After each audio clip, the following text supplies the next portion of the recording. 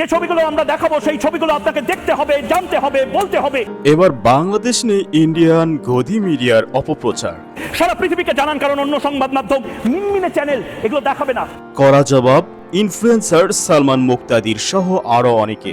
প্রতিবেশী দেশ বাংলাদেশ যখন বন্যায় ভেসে যাচ্ছে, মানবেতর জীবনযাপন করছে লক্ষ লক্ষ মানুষ, ঠিক তখন মজা নিচ্ছে ভারতের কিছু দালাল গদি মিডিয়া। এই দালাল গদি মিডিয়ার দালাল সাংবাদিকরা বরাবরের মতো বাংলাদেশের বিভিন্ন ইস্যু নিয়ে ইচ্ছামতো মিথ্যা তথ্য প্রচার করে আসছিল। এগুলো হচ্ছে শেখ হাসিনার জামা কাপড় অন্তর্বাস। এই ইন্ডিয়ান গদি মিডিয়াগুলো ইমানদারির সাথে বাংলাদেশের সাথে বেইমানি করে আসছে।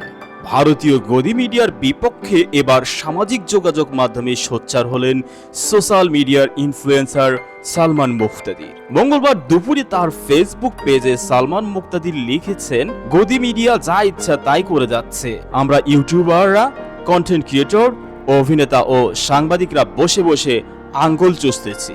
আসুন সত্যকে আলোয় আনতে কন্টেন্ট তৈরি করি, যা ভারতীয় গণমাধ্যমে ভুয়া তথ্য উপস্থাপনের মাধ্যমে লুকানোর চেষ্টা করা হচ্ছে। বিগত 5 আগস্ট কোটা সংস্কার দাবিতে ছাত্র জনতা তোপের মুখে চোরের মতো লেজ গুটিয়ে পালিয়ে মামুর বাড়ি ইন্ডিয়ায় যেতে বাধ্য হন বাংলাদেশের স্বৈরাচারী প্রধানমন্ত্রী শেখ হাসিনা। প্রথম দিন থেকেই গদি মিডিয়া একে মৌলবাদী ইসলামবাদী আন্দোলন হিসেবে চিহ্নিত করার চেষ্টা করছে। এটা তালিবানি বর্বরতা নয়।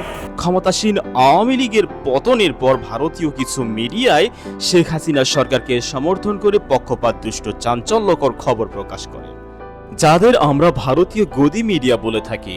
এই মিডিয়াগুলো বরাবর মোদির গদির তলায় থেকে মোদির পক্ষে নানা রকম মন গড়া নিউজ করে থাকে। এই সমস্ত নিউজ বাংলাদেশের সর্বস্তরের জনগণ ঘৃণা ভরে। এখানে শেষ নয় দর্শক, তারা বাংলাদেশে হিন্দুদের উপর হামলার মিথ্যা তথ্য প্রচার করেছিল। তারা এমন অনেক মিথ্যা অভিযোগের বিরুদ্ধে সত্যটাকে তুলে ধরেছে, অথচ ভারতের সুইচ গেট খুলে দিয়ে বন্যার পানিতে হিন্দুদের বাড়িঘর, ফসলের মাঠ, এমনকি মন্দির ধ্বংস হলেও এখন নীরব কথিত ইন্ডিয়ান গদি মিডিয়া। এই সমস্ত মিডিয়ার সাংবাদিকদের খবর পড়ে স্টাইল দেখলে মনে হয় এরা সান্ডার তেল বা জোকের তেল বিক্রয় করার হকার। তবে নেটিজেনরা মনে করেন এরা আসলে বাংলাদেশের হকারদের চেয়েও খারাপ মানের পচা নিউজ উপস্থাপন করে। সামাজিক যোগাযোগ মাধ্যমে ছড়িয়ে পড়া এক গদি মিডিয়ার সাংবাদিকের সাংঘাতিক উপস্থাপনা আমাদের নজরে আসে। সেখানে তার খবর উপস্থাপনাকে অনেকে পাগলা মলম বা চুলকানি খাওজানির বিজ্ঞাপনের মতো করে সাজিয়ে ব্যঙ্গ করা হয়। চুলকানি কিন্তু একটা মজার রোগ। এই সমস্ত গদি মিডিয়ার সংবাদ শুনলে মনে হয় এদের সাংবাদিকগুলো মহামূর্খ, কলকাতার রাস্তা থেকে উঠে আসা সান্ডার তেল বিক্রেতা হকার। এক গদি সাংঘাতিক বাংলাদেশের নতুন সরকার প্রধান ডক্টর মোহাম্মদ ইউনূসকে ডাক্তারবাবু বলে সম্বোধন করে অপমানিত করে, অথচ ভারতের প্রধানমন্ত্রী একজন চা বিক্রেতা, অপরদিকে বাংলাদেশের সরকার প্রধান একজন নোবেল বিজয়ী। এ সময় ডক্টর মোহাম্মদ ইউনূসকে ডাক্তারবাবু বলে প্রচার করায় ক্ষেপে যান বাংলাদেশের নেটিজেনরা।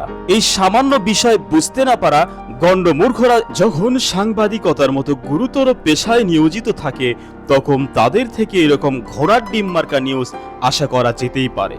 চলচ্চিত্র নির্মাতা মোস্তফা সারওয়ার ফারুকী ভারতের কিছু মিডিয়ার সমালোচনা করেছেন, যারা বাংলাদেশের ছাত্র জনতার আন্দোলনকে সাম্প্রদায়িক রং দেওয়ার চেষ্টা করছে। ফারুকী বলেন, ভারতীয় গদি মিডিয়া মিথ্যা তথ্য ছড়িয়ে হাসিনার ফ্যাসিবাদের বিরুদ্ধে চলমান আন্দোলনকে মৌলবাদী হিসেবে উল্লেখ করেছে।